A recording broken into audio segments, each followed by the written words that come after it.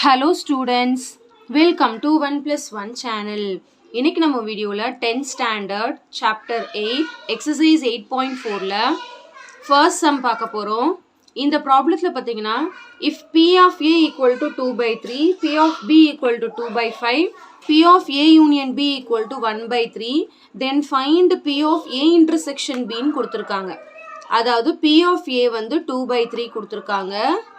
P of B வந்து 2/5, P of A union B வந்து 1/3. நம்ம என்ன கண்டுபிடிக்கணும்னா P of A intersection B வந்து கண்டுபிடிக்கணும். சரிங்களா? ஸோ இப்போ நம்ம வந்து இது எல்லாமே டீல் பண்ண ஒரு ஃபார்முலா. இந்த எக்ஸசைஸ் ஃபுல்லாகவே இந்த ஃபார்முலா பேஸ் பண்ணி தான் இருக்குது இல்லைங்களா? அதாவது நமக்கு தெரிஞ்ச ஃபார்முலா என்னன்னா P of A union B equal to P of A plus P of B minus P of A intersection B. இப்போ நம்ம இதுல இருந்து P of A union B கொடுத்துட்டாங்க. அதை substitute பண்ண போறோம். 1/3 equal to P of A வந்து 2/3 கொடுத்துட்டாங்க. plus P of B வந்து 2/5 minus P of A intersection B. இதுதான் நம்ம கண்டுபிடிக்க போறோம். சரி, இப்போ எது கண்டுபிடிக்கிறோமோ அது பார்த்தீங்கன்னா மைனஸ்ல இருக்கு. ஸோ நான் என்ன பண்ண போறேன்னா அதை அனதர் சைட் கொண்டு வந்துட போறேன். இந்த 1/3 அந்த பக்கம் கொண்டு போயிட போறேன். ஏன்னா எப்பவுமே கண்டுபிடிக்கிறது மைனஸ்ல இருக்கக்கூடாதுனால இடம் மாத்திக்கலாம். சரிங்களா? ஸோ இது இந்த பக்கம் போகும்போது பிளஸ் ஆயிடும். P of A intersection B equal to already இங்க என்ன இருக்கோ அதை எழுதிடணும் ஃபர்ஸ்ட். அதுக்கப்புறம் தான் கொண்டு வரதை எழுதணும். 1/3 ஈக்குவல் டு ரைட் ஹேண்ட் சைடில் வந்தால் -1/3 மாறிடும். ஒன்று நம்ம என்ன பண்ணலாம், இது ரெண்டுத்தையும் சால்வ் பண்ணிக்கலாம். ஏன்னா டினாமினேட்டர் ரெண்டும் சேமா இருக்குல்ல. இல்லைன்னா மொத்தத்துக்கும் நீங்கள் எல்சிஎம் எடுக்கலாம். எது வேணாலும் பண்ணலாம், நம்ம இஷ்டம். நான் என்ன பண்ண போறேன்னா மொத்தத்துக்கும் எல்சிஎம் எடுக்கலாம். 3, 5, 3க்கு எல்சிஎம் பார்த்தீங்கன்னா 15 வரும். இப்போ இது 15 ஆக்கணும், இது 15 ஆக்கணும், இது 15 ஆக்கணும்.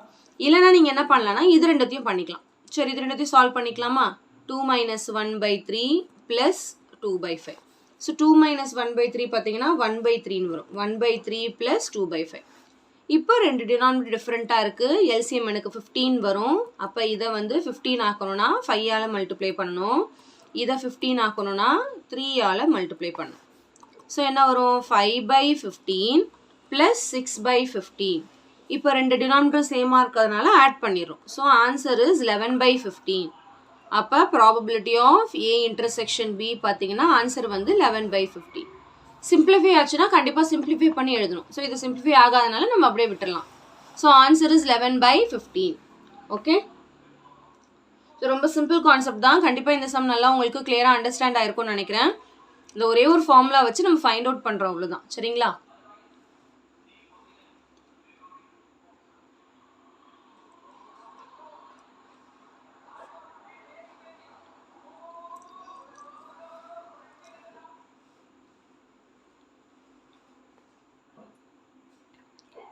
So thank you so much for watching, students.